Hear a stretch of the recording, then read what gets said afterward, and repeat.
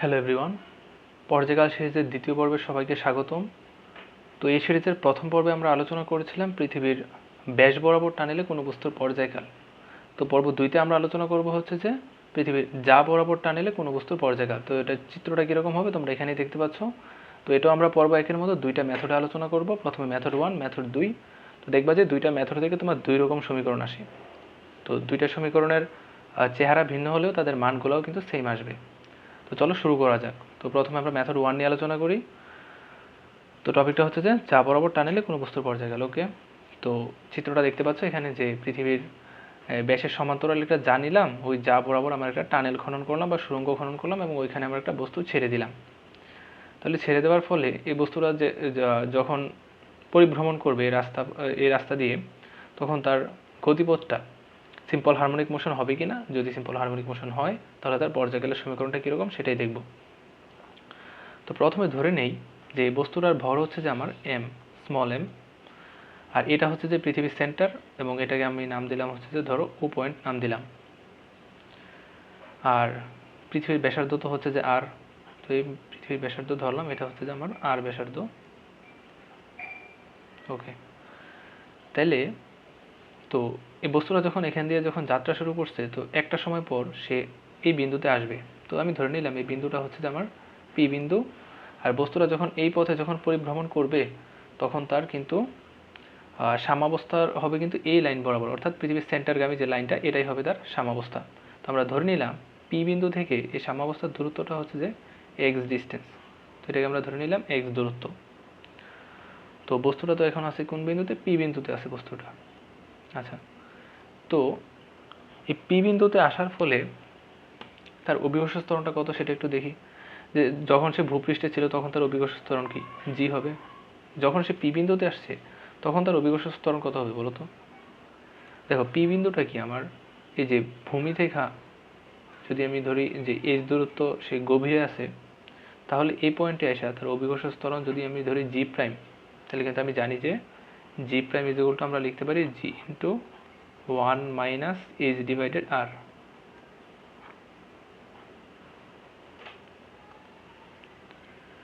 আচ্ছা, তো এবার তুমি পি পয়েন্টে আসো।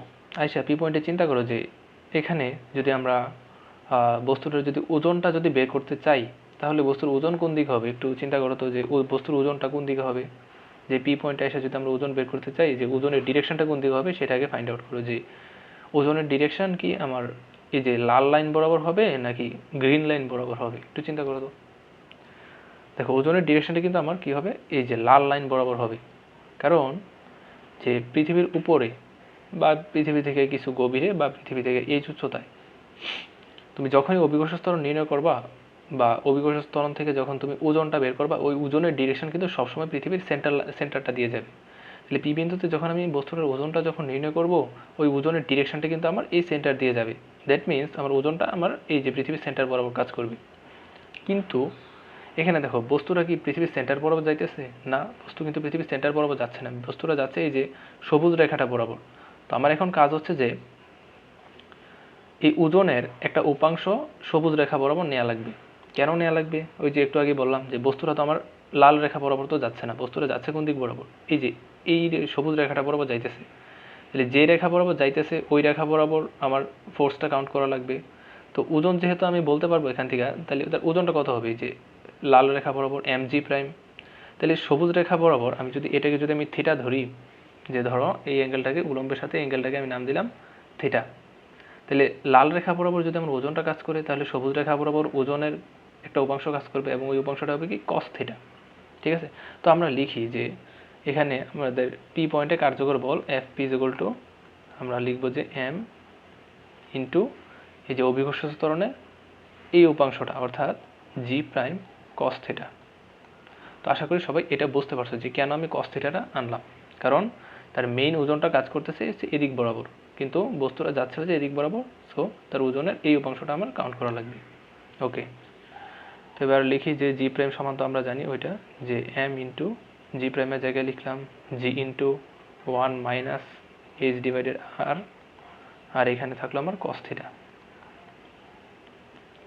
তো এবার এখানে সিম্পল লসাগুটা যদি আমি করি, যে উপরে থাকবে হচ্ছে যে কি আর মাইনাস এইচ, নিচে হচ্ছে যে আর, এখানে হচ্ছে cos থিটা। তো এবার আবার চিত্রটার মধ্যে ফিরে আসি। তো এবার চিন্তা করো, এটা যদি পৃথিবীর সেন্টার হয় তাহলে এখান থেকে আমার একটু পর্যন্ত কি পৃথিবীর ব্যাসার্ধটা কিনা আর, আর এইটুকু হচ্ছে যে এইচ। তাহলে আর মাইনাস এইচ বলতে আমি কোন জায়গাটাকে বুঝতেছি? এই জায়গাটা কিনা। আচ্ছা, তোমাকে আরেকটু বোঝাই। mg আর মাইনাস এইচ ডিভাইডেড আর থাকুক। তো এখানে যে ত্রিভুজটা আছে এটা যদি আমি বাইরে যদি বের করে নিয়ে আসি তাহলে দেখো এটা কীরকম হচ্ছে। আচ্ছা, এটা হচ্ছে যে আমি যে ওইটা দিয়ে দেখাই যে গ্রিন লাইনটা হচ্ছে এদিক বরাবর, এদিক বরাবর হচ্ছে যে আমার রেড লাইনটা। এই যে এই ত্রিভুজটাকে আমি বের করে নিয়ে আসলাম। এখানে ছিল আমাদের থিটাটা, আর এই লাল রেখাটা কি ছিল? এই যে লাল রেখাটা হচ্ছে যে আমার কি আর মাইনাস এইচ। কেমনে আর মাইনাস এইচ হয়েছে? দেখো পুরোটা হচ্ছে যে আমার আর, এটুকু হচ্ছে যে এইচ, তাহলে কত এখান থেকে একটু কত আর মাইনাস এইচ কিনে এই জায়গাটা, এই যে আর মাইনাস এইচ লিখলাম, আর এই যে লম্বটা তো হচ্ছে আমার এক্স। তাহলে এই ত্রিভুজটা থেকে cos থিটা সমান কি লেখা যায়? সন্নিহিত বাহু ডিভাইডেড অতিভুজ কিনা, যেখানে সন্নিহিত বাহু কি আমার এক্স, অতিভুজ কি আর মাইনাস এইচ। তো এবারে cos থিটার ভ্যালুটাই আমি এখানে আইনা বসাই। cos থিটা সমান লেখা যায় কি এক্স ডিভাইডেড আর মাইনাস এইচ। তো এখান থেকে দেখো এখানে আর মাইনাস এইচ আর এখানে আর মাইনাস এইচ কিন্তু কাটাকাটি যায়। তাহলে আমার থাকতেছে কি অ্যাকচুয়ালি? থাকতেছে হচ্ছে যে আমার এমজি ডিভাইডেড আর, এখানে থাকতেছে কি এক্স। তো এটা পাইলাম হচ্ছে যে আমি পি বিন্দুতে কার্যকর বল বা পি বিন্দুতে প্রত্যয়নী বল। তো আবার চিন্তা করো, এখানে বলের ডিরেকশন হচ্ছে আমার নিচের দিকে আর সরণের ডিরেকশন হচ্ছে আমার উপরের দিকে। এখানে এক্স আর এটা হচ্ছে আমার এফপি। তাহলে আমার এখানে কী দেওয়া লাগবে? একটা মাইনাস দেওয়া লাগবে।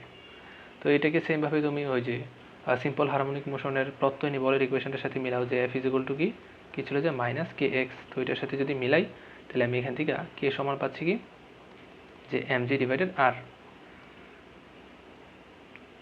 তো ওইটা ছিল যে F is equal two minus K x, আর এখানে পেলাম মাইনাস এমজি এক্স ডিভাইডেড আর। তাহলে এখান থেকে আমরা পাচ্ছি কে সমান কি এমজি ডিভাইডেড আর। আচ্ছা, তো এবার পর্যায়কালের সমীকরণে আসি আমরা। যে পর্যায়কালের সমীকরণটা কী ছিল? যে T is equal to 2 pi root over M divided কে।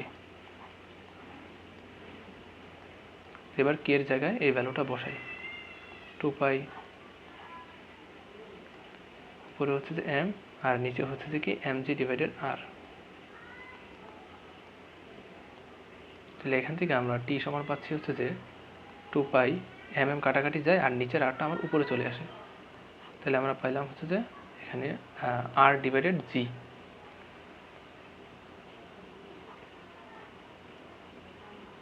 তো এইটাই হচ্ছে যে আমার মেথড 1 থেকে প্রাপ্ত ইকুয়েশন। তো তুমি যদি একটু খেয়াল করো তাহলে দেখবা যে পর্ব একে আমরা যেরকম ইকুয়েশন পাইছিলাম, অর্থাৎ পৃথিবীর ব্যাস বরাবর টানেল খনন করে বস্তু যদি ছেড়ে দিই তাহলে তার পর্যায়কালটা যেরকম হয়তো, পৃথিবীর যা বরাবর টানেল খনন করে সেখানে যদি আমরা বস্তুটা ছেড়ে দিই, দেখো পর্যায়কালের ফর্মুলাটা কিন্তু সেম আসছে। ওকে, সো এটা ছিল যে আমাদের মেথড 1। তো এবার চলো মেথড 2তে যাওয়া যাক। তো মেথড 2 হচ্ছে যে এটা। তো এখানে আমরা চিন্তা করলাম যে বস্তুটা এখানে আছে এম ভরের বস্তু। তো এটা একটা সময় পর এখানে আসলো, এটাকে নাম দিলাম পি বিন্দু। এবং পি বিন্দু আর হচ্ছে যে পৃথিবীর সেন্টারকে ধরলাম হচ্ছে যে উ, আর এটা তো হচ্ছে যে তার যে গতিপথের সাম্যাবস্থার লাইন। তো এটাকে নাম দিলাম হচ্ছে আমরা ও প্রাইম নাম দিলাম। তাহলে ও প্রাইম এটাকে ব্যাসার্ধ ধরে আমরা যদি ভিতরে একটা ছোট গোলক যদি কল্পনা করি, যে ধরো এখানে একটা ছোট গোলক আছে,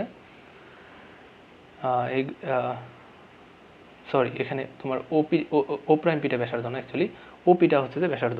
এই যে এটা হচ্ছে যে ব্যাসার্ধ, এই যে ছোট গোলকের ব্যাসার্ধ হচ্ছে যে এটা, ও প্রাইম পি না, সরি। আচ্ছা, তাহলে আমরা এবার ধরে নিই যে ও প্রাইম পি এই জায়গাটা আমরা ধরে নিই এটা হচ্ছে আমার এক্স ডিস্টেন্স, ঠিক আছে। আর ও ওপিটাকে আমরা ধরে নিলাম হচ্ছে যে আর আর ধরে নিলাম স্মল আর, অর্থাৎ ছোট যে গোলকটা আছে ওইটার ব্যাসার্ধ হচ্ছে যে আর। ওকে, তাহলে এবার পুরোটা পৃথিবীর ভর ধরলাম হচ্ছে যে আমরা ক্যাপিটাল এম, আর ভিতরে যে ছোট গোলকটা চিন্তা করলাম এটার আমরা ভর ধরলাম এম প্রাইম।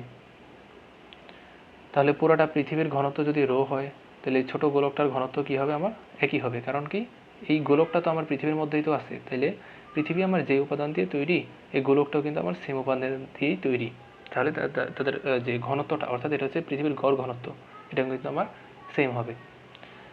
এবার আসি, এবার হচ্ছে যে এই গোলকটা যখন তোমার পি বিন্দুতে আসছে, তো তখন আমরা এই ছোট গোলক আর এই যে স্মল এম ভরের বস্তুটা গ্র্যাভিটেশনাল ফোর্সে যদি কাউন্ট করি, তাহলে আমরা লিখব F G equal G into small M M prime divided তাদের এই যে ভারকেন্দ্রদের মধ্যবর্তী দূরত্ব কি এই যে আর, তাহলে আর স্কোয়ার। তো এবার একটু চিন্তা করো, গ্র্যাভিটেশনাল ফোর্সের ডিরেকশনটা কিন্তু হবে তোমার বেশি ভরের বস্তুটার দিকে। তো এখানে এটা হচ্ছে আমার স্মল ভরের বস্তু, স্মল এম ভরের বস্তু, আর এটা হচ্ছে আমার এম প্রাইম ভরের বস্তুটা। দুইটার মধ্যে কিন্তু আমার এইটার ভর কিন্তু বেশি, তাহলে আমার গ্র্যাভিটেশনাল ফোর্সের ডিরেকশনটা হবে এদিক বরাবর, অর্থাৎ পি থেকে উ ডিরেকশনে। কিন্তু আমার বস্তুটা যাইতেছে কোন দিক বরাবর, এই যে সবুজ রেখা বরাবর যাইতেছে না, তাহলে আমার কি করা লাগবে এবার, এই যে সবুজ রেখা বরাবর গ্র্যাভিটেশনাল ফোর্সের উপাংশটা নেওয়া লাগবে। তাহলে এফ পি যদি আমি এবার কাউন্ট করি, এফ পি অর্থাৎ পি বিন্দুতে কার্যকর বল কী হবে, এই যে এফ জি গ্র্যাভিটেশনাল ফোর্সটা আমার কাজ করতেছে লাল রেখা বরাবর, তাহলে গ্র্যাভিটেশনাল ফোর্সের উপাংশটা নেওয়া লাগবে। তো আমি এটাকে ধরে নিই যে থিটা অ্যাঙ্গেল, তাহলে এদিক বরাবর উপাংশ কী হবে, এফ জি কস থিটা, তো বসালাম এফ জি কস থিটা। আচ্ছা, তো এফ জির ভ্যালুটা এখানে বসাই যে জি ইন্টু এম আর স্কোয়ার, আর এম প্রাইমের জায়গায় বসাইলাম ভি রো, মানে ঘনত্ব ইন্টু আয়তন, আর কস থিটা আমার থাকুক এখানে।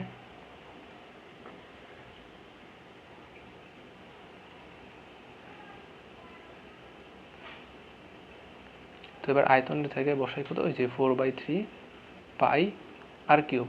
তো এই যে ছোট গোলকটা এটার ব্যাসার্ধ হচ্ছে যে আর, তো বসাই আর কিউব এখানে। আর এবার কস থিটা চিন্তা করো, এই যে ছোট গোলকটাকে আমি আবার বের করে নিয়ে আসি, যে এটা হচ্ছে আমার ব্যাসার্ধটা ছিল, আর এটা ছিল যে এটা এটা যেখানে আমার এটা ছিল যে থিটা, আর এটাকে আমি নাম দিয়েছিলাম আর, এটাকে নাম দিয়েছিলাম এক্স। তো এখান থেকে কস থিটা সমান আমি কি লিখতে পারতেছি, কস থিটা সমান এক্স ডিভাইডেড স্মল আর লেখা যাচ্ছে কিনা। তো এবার এই কস থিটার জায়গায় আমি এটা বসাই দিই যে এক্স ডিভাইডেড স্মল আর। তাহলে এবার দেখো তো ইকুয়েশনটা কীরকম হচ্ছে, যে 4/3 বাইরে নিয়ে আসলাম, আর এখানে এখানে দেখো এখানে আছে আর স্কোয়ার, এখানে আছে আর, দুইটা গুণ করলে কী হবে আর কিউব। এই আর কিউব মানে নিচের আর কিউব আর উপরের আর কিউব কিন্তু কাটাকাটি যায়, তাহলে আমার থাকতেছে কি 4/3 পাই, ও সরি এখানে আমার রোটা ছিল, এখানে রো আছে, pi rho M G into X. তো আমার এটা কিন্তু থাকতেছে, এটা হচ্ছে আমার এফপি। তো আবার সেমভাবে এফ, এই যে গ্র্যাভিটেশনাল ফোর্স এদিক বরাবর, তাহলে তার উপাংশ এদিক বরাবর এবং ফোর্সটা হবে নিচের দিকে, আর সরণের ডিরেকশনটা হবে উপরের দিকে। তাহলে আমি এখানে দিলাম একটা মাইনাস। তাহলে ওই যে আগের মতো ওই যে F is equal to minus K X simple harmonic মোশনের ইকুয়েশনকে সিদ্ধ করছে। তো এখান থেকে আমি কে সমান কী লিখতে পারতেছি, যে এখান থেকে লেখা যায় যে K is equal to 4/3 pi rho M G. তো এবার পর্যায়কালের সমীকরণে বসায় যে T is equal to 2 pi root over M by কে,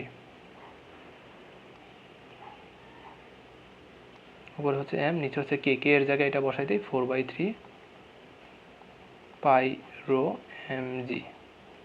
তো এটা কাটাকাটি যায়, তো ওই যে পর্ব একের মতো সিম্পল ক্যালকুলেশন, তো ক্যালকুলেশন করে দেখবা এটা তোমার ওই যে পর্ব একের মতোই আসবে, অর্থাৎ 3 পাই ডিভাইডেড রো জি, সেখানে রো কি পৃথিবীর গড় ঘনত্ব। তো এটা হচ্ছে যে আমাদের মেথড 2 থেকে প্রাপ্ত সমীকরণ। তো দেখো যে পর্ব একে আমরা যেরকম সমীকরণগুলো পাইছিলাম, পর্ব 2 কিন্তু ইকুয়েশনগুলো কিন্তু সেম। তার মানে হচ্ছে যে তুমি একটা বস্তুকে পৃথিবীর ব্যাস বরাবর ছেড়ে দিলে তার গতিপথটা তো সিম্পল হারমোনিক মোশন হবে অবশ্যই। তখন তার পর্যায়কালটা মানে যত সময় তার পর্যায়কাল হবে, তুমি যদি যা বরাবর একটা টানেল খনন করে ওই পথে যদি বস্তুটা ছেড়ে দাও, ওখানেও কিন্তু তোমার সিম্পল হারমোনিক মোশন হবে এবং পর্যায়কালটা কিন্তু ওই যে ব্যাস বরাবর যখন ছাড়ছিলা তখনের পর্যায়কালের সমান হবে। ঠিক আছে, তো এই হলো যে আমাদের মেথড 2। তো এই হচ্ছে যে আমাদের পর্ব 2। তো আজকে পর্যন্তই, দেখা হবে পর্ব 3-এ।